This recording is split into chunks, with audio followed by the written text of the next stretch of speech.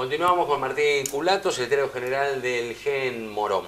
Lo que yo te decía era, si vos podés gobernar en los términos que vos planteás, un país como el nuestro, o un país como el nuestro, no, por el país, con los habitantes, o con nosotros como somos, de esta manera tan temperamental a veces de decir las cosas, de acusarse, y de... Yo creo que se ha hecho un muy buen trabajo en los últimos 40 años tranquilamente en identificar siempre el poder con el Estado, ¿no? Cuando son dos cosas absolutamente distintas. Una cosa es tener el Estado y otra cosa es tener el poder, ¿no? Te digo esto a propósito de dónde se mete, hasta dónde se pudo meter la democracia, hasta dónde no se pudo meter. Yo creo que los primeros eran Alfonsín, pues fíjate, Alfonsín hizo campaña diciendo que iba a juzgar a los militares, que se iba a separar la deuda externa legítima de la ilegítima, y por presiones, ¿no?, tuvo que ir retrocediendo hasta que desembocamos en la hiperinflación y el menemismo. Yo no considero que ahí la democracia dio respuestas a cosas pendientes o del pasado. Ahí la democracia puso piloto automático, se vendía el patrimonio nacional, había dinero... En el menemismo. Había dinero en las arcas, se daban préstamos, el 1 a 1, la gente viajaba, estaban todos contentos, todo tranquilo, y fue creciendo la conflictividad social a partir del desempleo, ¿no?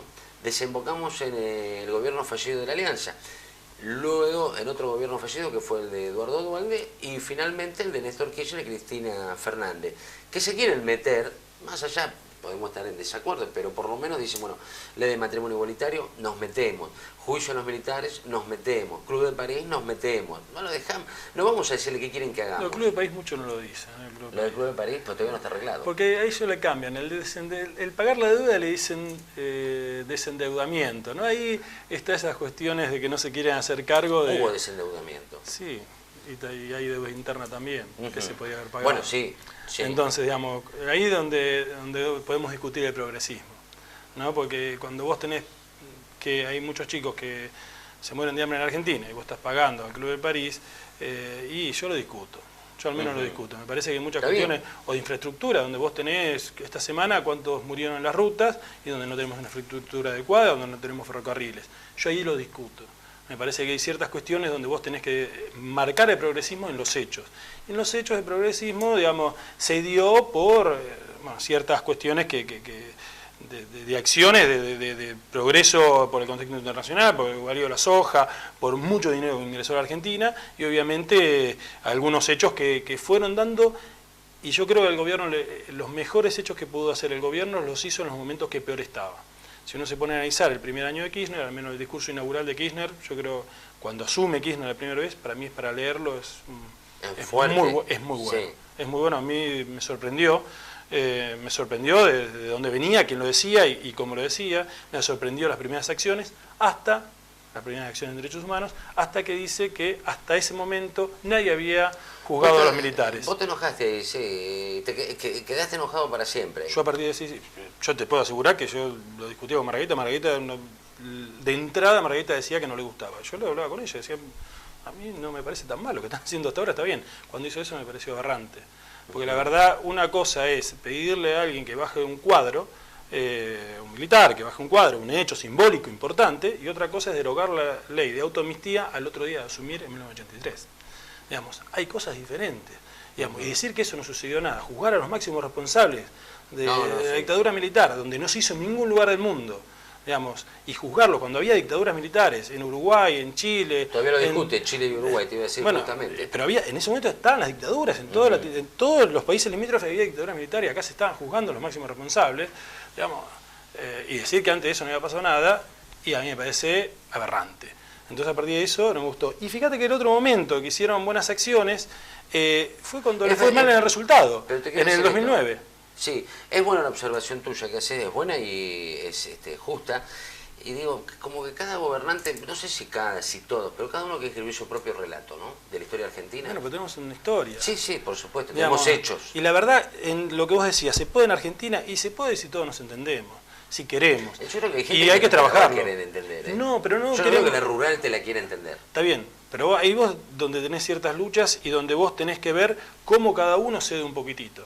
Porque la verdad es eso. Y también donde tenemos que ver de qué forma, digamos, le ponemos un poquito de seriedad al país, a las provincias al municipio.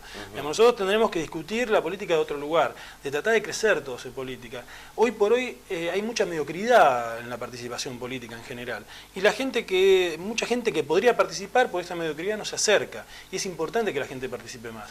Pero de todas maneras yo creo que se recuperó militancia, se recuperó juventud dentro de la política, se recuperó debate de cuestiones que no se debatían más.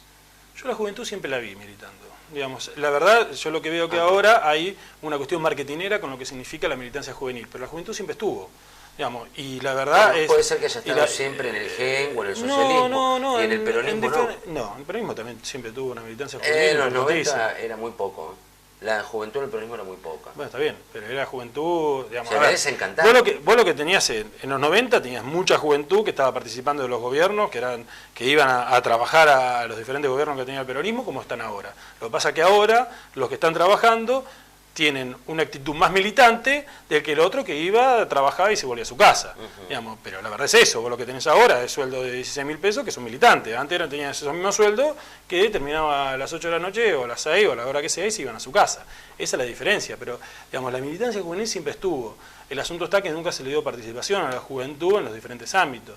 Y eso es así, digamos, uno ve el Consejo Deliberante de Morón, y Morón es una isla porque tuvo un intendente, cuando nosotros asumimos, digo cuando nosotros porque vos subiste con la Alianza. En el 99, cuando Sabater asume, estábamos todos juntos, éramos pibes de 30 años. Sí. Entonces ahí se renovó la política en Morón. Sí. En otros lugares eso no sucede. Claro, sí, la verdad que tener un concejal. No lo digo por la edad en absoluto, ni porque no me parezca una persona útil, pero la verdad que llegar a los 60 años al Consejo Deliberante, ya para llegar a ser al Consejo Deliberante, mejor darle paso a una persona no tan joven, porque una persona de 35 años puede ser que tenga un montón de responsabilidades, puede ser que esté casado y tenga 3 hijos y un trabajo por el cual sostener esa familia, pero darle paso a una persona de 35 años que seguramente va a tener no solo una visión más actualizada, sino que va a aprender en la práctica, ¿no? Cómo es la política y cómo es la participación para tener dirigentes a futuro. Yo creo que es un conjunto de cosas. Vos no podés tirar a nadie por la ventana.